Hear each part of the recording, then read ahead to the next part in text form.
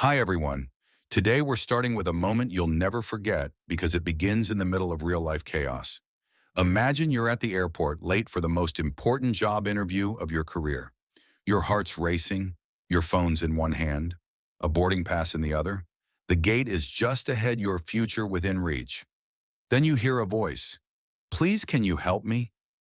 Do you stop or do you run for your chance? This story is about what happens when you choose humanity over ambition. And let me tell you, this could happen to anyone, even you. So before we dive into the story, take a moment to like the video and subscribe, but only if you truly enjoy what I do here. And while you're listening, drop a comment below with your location and what time it is where you are right now. Now let's begin. The airport was packed, typical for Austin Bergstrom on a weekday morning, the kind of busy where even the vending machines seemed exhausted. Alyssa Morgan, 41, weaved through the crowd with practiced efficiency. Her tailored blazer hugged her shoulders. Her suitcase clicked rhythmically behind her. Every few seconds she checked her phone, scrolling through pre-interview affirmations and PR buzzwords like they were spells that could open corporate doors. Chicago. That was where her next chapter was supposed to begin. A final round interview with a global firm. A shot at the VP role she'd been clawing toward for a decade. This was no time for delays, no time for distractions. Her gate C7 was just ahead. The overhead speaker crackled with last call warnings. She was 10 steps away when it happened. "Ma'am, please, can you help me?" The voice wasn't loud. In fact, it was barely audible over the shuffle of rolling suitcases and the grind of overpriced espresso machines. But something about it pulled her attention. She turned. Near a vending machine, a young man was slumped awkwardly against the plexiglass. Black hoodie. Worn jeans. Right ankle twisted painfully beneath him. He looked up, trying to stay composed. I think I sprained it," he said, his breath uneven. "I just got off a red eye and lost my balance." For a moment, Alyssa's body refused to move. Her gait, her flight, her interview. Everything she'd worked for. Everything she'd suffered through. The night staying late while less competent coworkers got promoted. The constant pressure to prove herself in a room full of louder men with shinier resumes. But the man was still watching her. Not pleading, not guilt-tripping. Just waiting, as if he already knew she might walk away. Alyssa's mother used to say, "Your values aren't what you preach. It's what you do when no one's looking." A beat passed, then another. Alyssa slipped her phone into her purse and walked over. "Don't try to stand yet," she said, crouching down. "Let me help." The man nodded, grimacing. She slid an arm under his, bracing his weight. He was strong, tall, and athletic, but clearly in pain. Together, they started moving slowly, painfully through the terminal. "What gate are you headed to?" she asked, breathless, as she helped him limp forward. "C-teen," he muttered, his jaw tight. "Of course, the opposite end." "I'm Alyssa," she said, trying to keep it light. "Elijah," he replied. "I'm really sorry about this. You didn't plan a sprain, did you?" She smiled even as anxiety twisted in her gut. The walk felt endless. Travelers breezed past, earbuds and coffee cups in hand, glancing and looking away. No one else stopped. No one else even offered a hand. Alyssa bore most of Elijah's weight, her shoulder beginning to ache as they neared his gate. When they finally reached the counter at C14, a uniformed attendant glanced up, scanned his ID, and immediately gestured toward a private boarding door. "You're cleared for executive first, Mr. Brooks," the attendant said with a polished smile. Alyssa blinked. "Executive first." Elijah glanced at her. "It's a long story," he said quietly. "I'll explain later." He gave her one last look, a look that lingered. "Thank you, Alyssa. Truly." She stepped back, watching as he disappeared through the private ramp. And then she turned. The sprint back to her gate was futile. She knew it halfway through. Her flight was gone. Gate C7 was empty. The screen already read, "Departed." Breathless, she leaned against a column, hands on her knees. Her phone buzzed. Email. "We're sorry you missed your interview. We filled the slot. There will be no rescheduling." Alyssa sat down slowly on the nearest bench. The terminal noise faded into a dull hum. Everything gone. She muttered to herself, "Brilliant, Alyssa. Just brilliant." But beneath the sinking dread, something stubborn stirred. She had helped when no one else did. And maybe just maybe that meant something. The bench was hard. The kind of hard you didn't notice until the adrenaline wore off and the disappointment settled in your bones. Alyssa sat there unmoving while announcements buzzed over the intercom and people rushed by with their lives intact. Her phone sat in her lap dark now. No new emails, no messages from the recruiter, no second chance. Her carefully built plan, poof. All because she stopped. All because she cared. She leaned back against the cold plastic wall, letting her eyes flutter shut. She wasn't crying, not really, but her throat burned with a terrible mix of regret and pride, equal parts failure and grace. In her mind, she kept replaying the moment, that soft voice, that injured ankle. That moment, her feet refused to keep walking. She didn't know how long she sat there before the sound of footsteps pulled her attention. Firm, fast, unhesitating. She opened her eyes just as a familiar figure stepped into view. Elijah, she said before she could stop herself. He was transformed. Gone was the hoodie and jeans. Now he wore a fitted navy suit, a pale gray shirt beneath it, and the kind of shoes you didn't wear unless you were trying to impress someone in a glass office. His hair was neatly styled, his stride easy confident. He looked like someone from a Forbes cover. It was disorienting. I didn't think you'd still be here, he said, stopping a few feet from her. I didn't think you'd come back, she replied, eyes narrowing slightly. Did you forget to thank me properly? He smiled faintly. No, I came to explain and to offer something. Alyssa stood slowly. Look, Elijah, if that's even your real name, I missed a life-changing interview because I helped you. I don't know what kind of twisted game this is, but I'm not in the mood. He nodded. Fair, but please, just give me 5 minutes. And if you still want to walk away, I won't stop you. She crossed her arms. Talk. I wasn't injured, he said quietly. Not really. The limp was staged. Alyssa's jaw clenched. What I do it once a year. Dressed down. No bodyguards, no handlers. Just me. To see how people react to someone they think doesn't matter. Why? Because I used to be that person, he said. Invisible, hurt, overlooked. She stared at him, not moving. You set me up. I didn't know you, he said. Didn't know you'd stop, but you did. You could have walked on. Most people do. A pause. Then with quiet conviction, I'm Elijah Brooks, founder and CEO of Airline International. Alyssa blinked. Airline. The airline company, he nodded. We're small but growing. Private jets, humanitarian partnerships, a hybrid model built on both luxury and equity. Alyssa's mind whirled. So you fake an injury to test humanity? He shrugged. I watch how the world treats the powerless. Then I find people worth building with. A silence stretched between them. And now what she asked finally. You offering me a prize for playing your game? No, Elijah said gently. I'm offering you a position. A real one? Director of Global PR. We're launching a new initiative, aviation services in underserved regions. Kenya, Indonesia, Brazil. We need someone who can tell that story. Build a bridge between what we do and why it matters. Alyssa blinked again. Why me? Because you help someone with no guarantee of return. That tells me everything I need to know. She folded her arms, unsure if this was a dream or a con or something far stranger. I've spent a lot of time in rooms with people who talk a lot about ethics, he said. But you didn't talk. You acted. That matters to me. Alyssa sat down again, her mind racing. It's based in Chicago, he added. Same city your interview was in. Funny how that works. Funny, she echoed hollowly. You don't have to decide now. But here he reached into his jacket and handed her a business card. Thick, matte, minimal. It simply read Elijah Brooks, CEO, Airline International. Alyssa turned it over in her hand like it might vanish. He nodded. Think about it. We fly out tomorrow night. If you want a seat on that plane, let me know. And then he turned and walked away, his polished shoes clicking steadily on the tile. That night, Alyssa sat in her hotel room, the card beside her untouched cup of tea. She stared out the window at the glowing cityscape and whispered to herself, what am I doing? The next morning, she typed a short message. Elijah, this is Alyssa.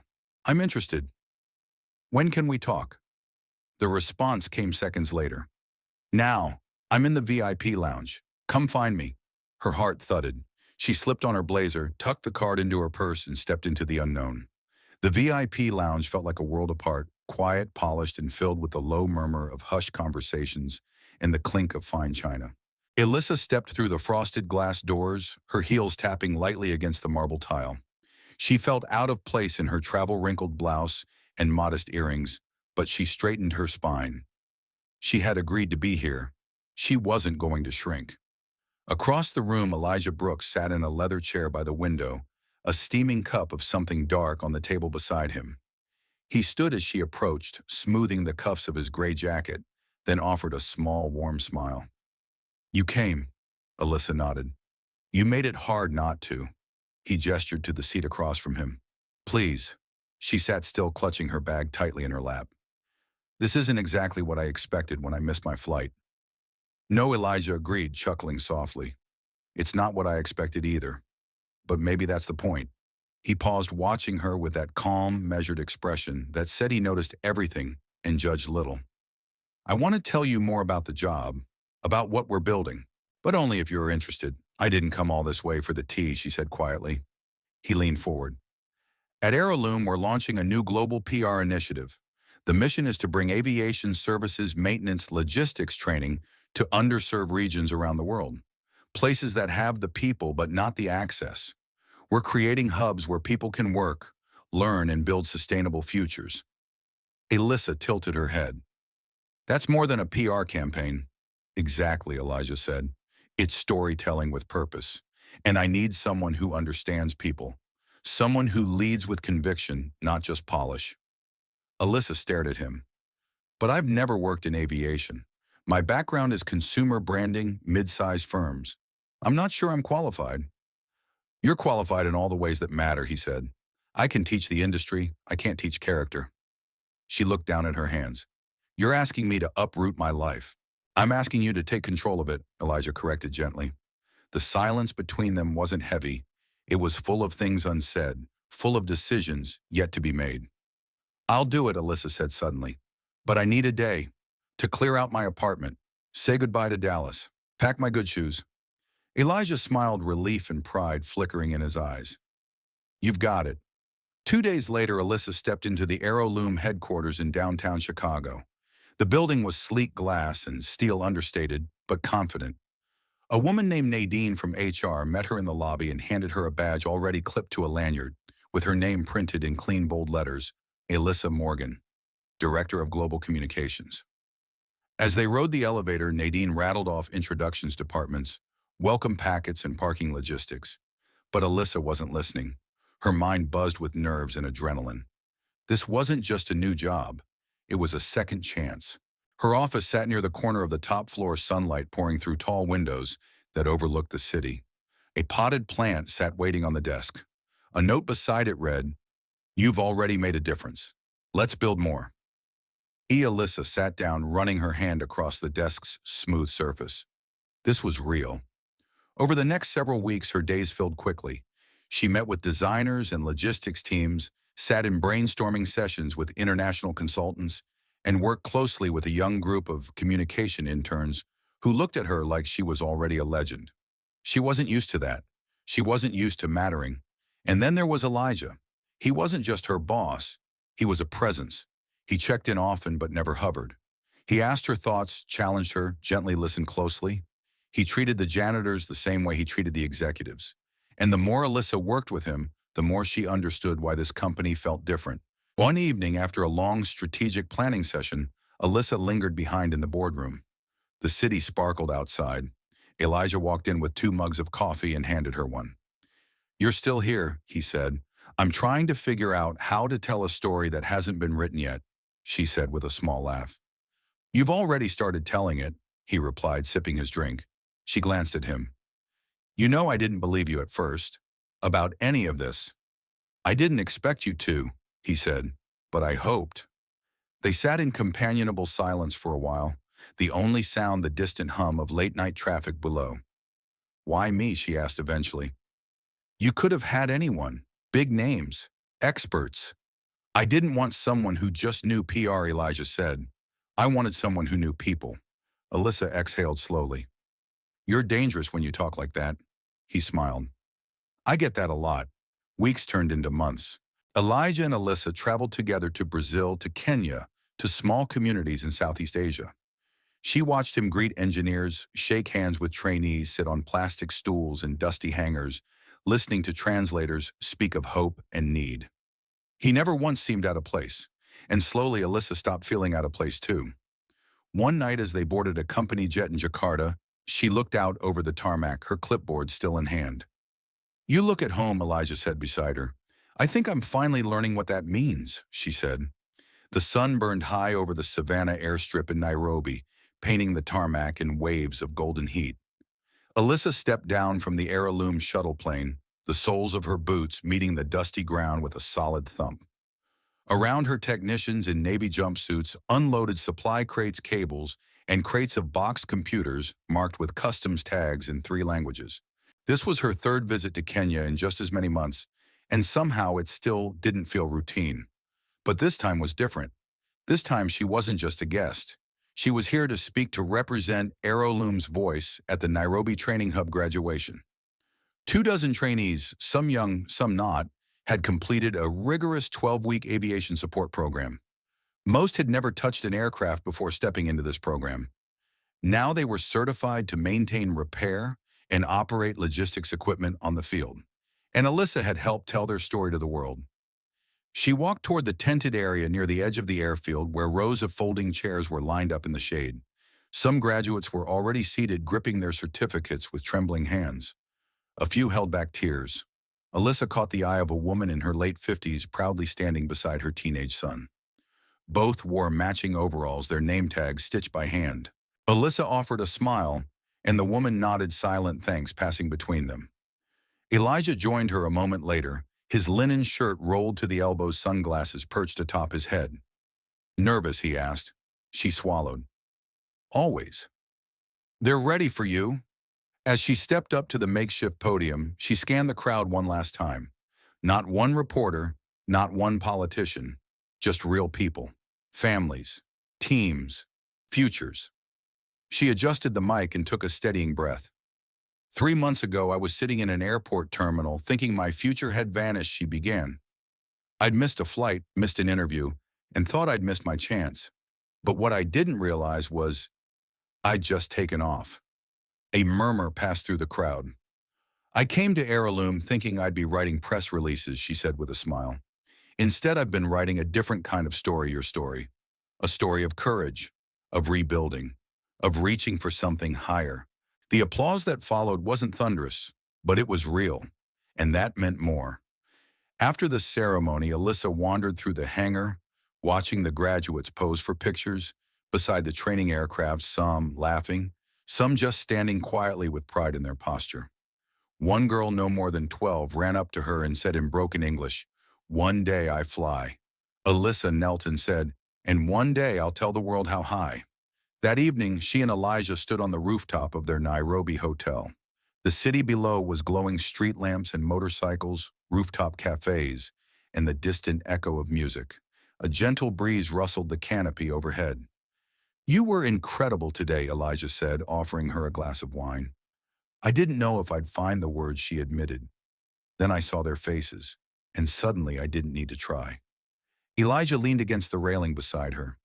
This is what Airline was always meant to be. Not luxury, not power, but purpose. She turned to look at him. "And is that what you've been chasing this whole time?" "I was chasing meaning," he said quietly. "Didn't know I'd find it in a sprained ankle and a woman who refused to walk past." They laughed soft, knowing the kind of laugh that comes when 2 people have lived too much to take anything for granted. Alyssa sipped her wine and glanced toward the horizon. "We're building something here, Elijah. But it's not just engines and runways. It's dignity. It's second chances." He nodded, watching her in the dim light. "And we're just getting started." Their next trip was to São Paulo, Brazil, this time for the grand opening of Airline's newest training facility, situated just outside the city in a redeveloped industrial zone. Alyssa's team had arranged interviews with 3 major media outlets, set up a press walkthrough, and coordinated local coverage with partners from Brazilian aviation networks. But despite all the logistics, the moment that stuck with Alyssa was small, quiet. She was walking through the facility before the event began, admiring the photo wall rows of candid snapshots of trainees fixing cables, welding parts, and laughing in classrooms. Each photo had a note handwritten beneath it in Portuguese. One read, "A esperança não tem limites." Hope has no limits. She felt something stir. Later that night after the ceremony, she and Elijah found themselves sitting on the balcony of their hotel suite, their feet kicked up plates of half-eaten feijoada, between them the city humming beneath the stars. "I never thought this would be my life," Alyssa said quietly. "I used to sit in a cubicle wondering if I mattered. Now I'm here, with you. And I don't just feel seen, I feel useful." Elijah reached for her hand. "You're not just useful. You're necessary. To them. To us. To me." She looked at him. "What is this between us, Elijah?" He held her gaze. "It's whatever you're ready for." Alyssa leaned in, resting her head against his shoulder. "I think I'm ready for all of it." And in that quiet moment high above the city, they didn't need any more words. 6 months later, the leaves of New York City curled amber and copper along Fifth Avenue, skittering across the sidewalk like tiny messengers of change. Inside the Grand Conference Hall, the air was thick with anticipation. Executives from major airlines, aviation tech pioneers, UN representatives, and social impact advocates filled the room, a sea of tailored suits and glossy name badges. And in the center of it all stood a podium, lit softly under the stage lights. Alyssa Morgan waited in the wings, her palms slightly damp. She had spoken in Nairobi. She had spoken in Sao Paulo. But this was the world's stage. A banner behind the podium bore the words Global Aviation and Social Equity Summit 2025. Below that logos, Boeing, Airbus, Aeroloom International. Her name flashed on the screen, Alyssa Morgan, Director of Global Communications, Aeroloom. She adjusted the lapel of her tailored navy blazer and glanced out at the crowd. In the front row, sitting tall in his seat, was Elijah. No badge, no entourage, just him. Arms crossed, eyes locked on her, and in that simple, steady gaze, she felt everything settle. The MC's voice rang out. "Please welcome our keynote speaker, Alyssa Morgan." Applause rose as she stepped onto the stage, crossing to the podium with quiet purpose. She paused before the microphone, inhaled deeply, and began. 6 months ago, she said, her voice steady. "I missed a flight. I thought I was missing my future, my chance, my proof that everything I'd worked for mattered." A few soft chuckles moved through the audience. Alyssa smiled gently. "But what I didn't realize was that I wasn't falling behind. I was stepping into the exact moment that would change everything." She let the silence linger. "I don't come from wealth. I wasn't raised to believe the skies were mine. But I believed in people, in stories, and I believed that maybe, just maybe, our job on this earth is to see the ones who've been overlooked." A slide appeared behind her showing images from Aeroloom training hubs around the world. Nairobi, Jakarta, Sao Paulo. Not polished ad campaigns, but faces. Real people. Smiling. Holding tools. Hugging family. At Aeroloom, we've built 7 aviation service centers across underserved regions. We've trained over 2,000 new technicians. But the real number, the one that keeps me going, is the number of lives that felt invisible. Until now. She took a breath. "I'm not here to pitch a product. I'm here to ask a question." She stepped out slightly from behind the podium. "What is the point of flight, if only a few are allowed to take off?" A hush fell over the auditorium. Imagine a world where every child sees a runway and believes they belong on it, not as passengers, but as pilots, engineers, leaders. She turned back to the crowd, her voice softer now. "We're not just lifting planes, we're lifting people." And that, she gestured to the room, that is what flight should mean. The applause rose slowly. But when it came, it was thunderous, unanimous, sustained. No one remained seated. And still Alyssa didn't smile for the cameras. She smiled for Elijah. Later that evening, the marble lobby of the Waldorf Astoria shimmered with crystal chandeliers and polished tile. Alyssa stood near the arched windows watching the yellow cabs crawl past outside. The sounds of music drifted faintly from the ballroom down the hall, but her world felt silent until she heard his voice. You left before I could say congratulations. She didn't turn. You already said it when you stood up. Elijah stepped beside her. His reflection joined hers in the glass. You were extraordinary today. She gave a small shrug. I was honest. And that he said is what made it extraordinary. They stood in silence, the hum of the city rising and falling around them. You think this is it? She asked. That we've done what we came to do? Elijah shook his head slowly. No. I think we've started something no one can stop. She turned to him. And us. He looked at her then, not with charm, not with flirtation, but with truth.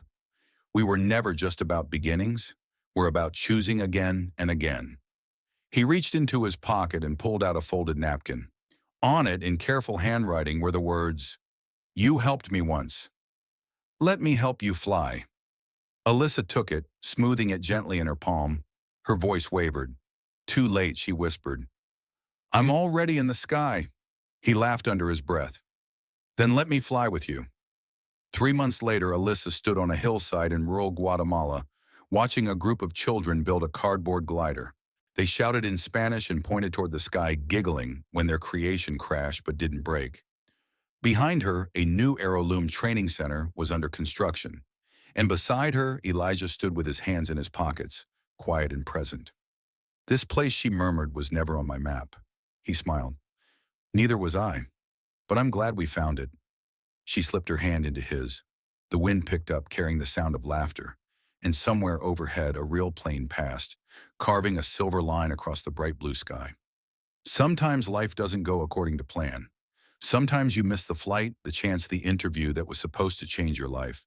And in that moment, it's easy to feel like everything is lost, that you're behind, that you'll never catch up. But what if missing that flight was the best thing that ever happened to you? What if that interruption, that detour, was the moment your life began to realign, Alyssa? Morgan didn't plan to help a stranger in an airport. She didn't plan to give up the job interview she thought she needed. But in choosing kindness, she stepped into something far more powerful than any position. She stepped into a purpose. And Elijah. He didn't need another consultant. He needed someone who saw people for who they were, not what they wore. Someone who stopped for a broken ankle and stayed for a broken system. Together, they built something bigger than either of them imagined. That's the heart of this story. Not just justice versus the abuse of power, but what happens when someone refuses to look away. When someone like you chooses to act even when no one's watching. Even when there's something to lose. So the next time you're rushing through life, chasing that next big moment, remember this story. Maybe what you're meant to find is in the pause, the delay, the person you almost didn't see. Because sometimes helping someone else is the very thing that helps you fly.